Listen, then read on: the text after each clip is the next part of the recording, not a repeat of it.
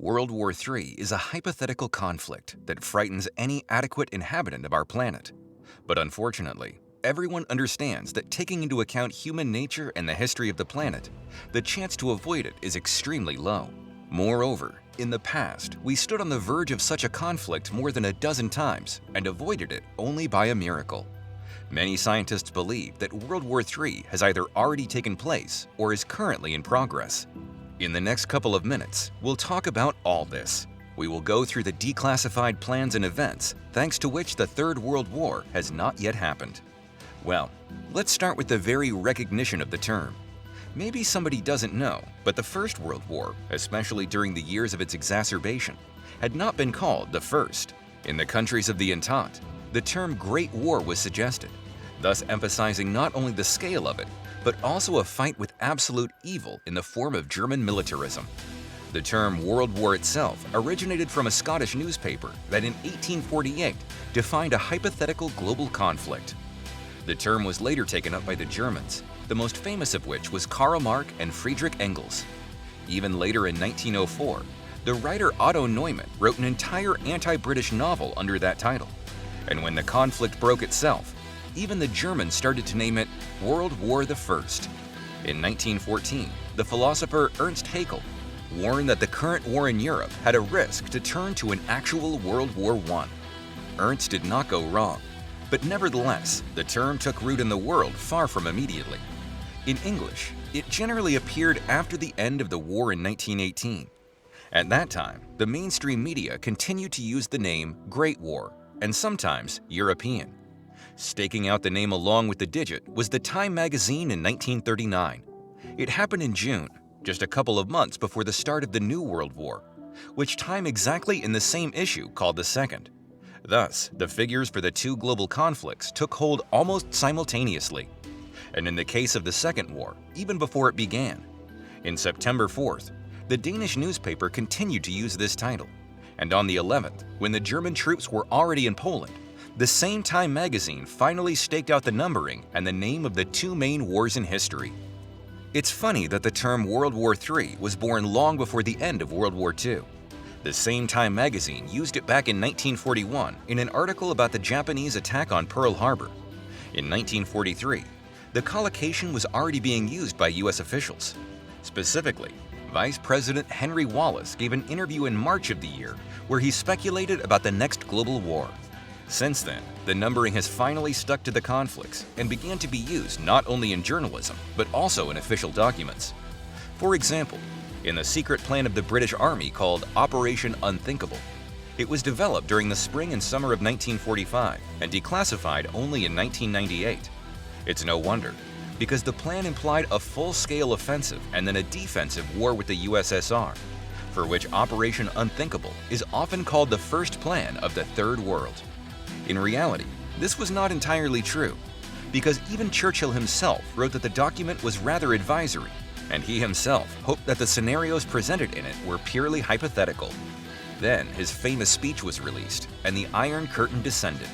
And the next plan, Drop Shot, can already be considered a real concept of the Third World War. According to the American scenario, the war was meant to begin on January 1, 1957, as a result of the aggression of the USSR. At the first stage, on the so-called D-Day, the US and allies carried out terrifying nuclear bombings, destroying 100 cities and 85% of the enemy's industrial potential. On the second, they attacked the battered military units on all fronts. On the third, they forced the USSR, devastated by atomic strikes, to capitulate.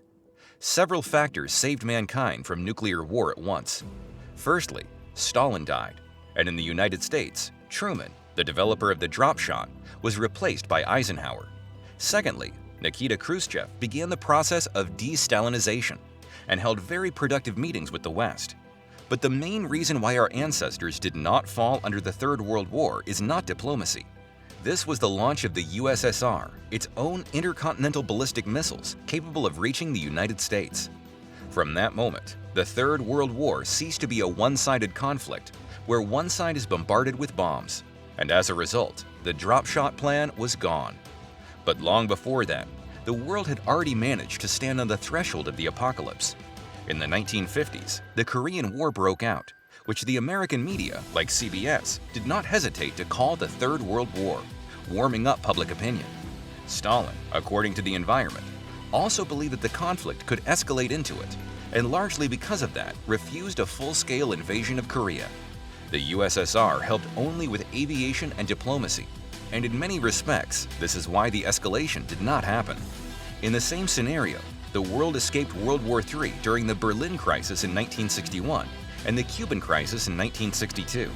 Too much has been said about them, and we will not dwell on these events in detail. Let us recall only Vasily Arkhipov, who single-handedly kept the world from war. The guy was in one of 4 submarines off the coast of Cuba. Submarines had no connection with the outside world, but they had nuclear missiles on board. Then, a bunch of American ships started to bombard submarines with explosive cartridges. U.S. sailors tried to lure Soviet submariners to the surface and warn Moscow about their actions. The trouble was that Moscow had no connection with the sailors either. It turns out that, according to the crew's point of view, the United States simply bombed boats trying to destroy them. The team members decided that the war had already begun and prepared to launch warheads. Vasily Arkhipov kept everyone from this, reassuring the team and ordering them to give a signal to stop the provocation. After that, the situation was discharged. But who knows what would have happened if the Soviet submariners had acted in the heat of the moment. A lot has been said about the Caribbean crisis, so we will talk about lesser-known events. For example, about hardware errors. Both in the USA and in the USSR during the Cold War, tracking systems were launched, which, being mechanisms, were subject to failures. At 8:50 a.m. on November 9, 1979, computers in 3 U.S. command centers at once reported full-scale missile launches from the USSR. Eyewitnesses recall that the atmosphere was totally panicky. American missile launch sites were ordered to prepare counterstrikes, fighter interceptors were alerted, and even a doomsday plan for the president was raised in the sky. Fortunately, the times were quite advanced, and satellites from space showed no launch of any rockets from the USSR. After checking the information, the Americans found out that the cause of the alarm was a training program running on one of the computers, and the world could literally turn into a desert due to a banal mistake in network planning. A similar story happened on the night of September 26, 1983. This time, the Soviet computer went out of whack, showing the duty officer, Stanislav Petrov, that from one of the American bases, a rocket had been launched, and then a second, third, and fifth.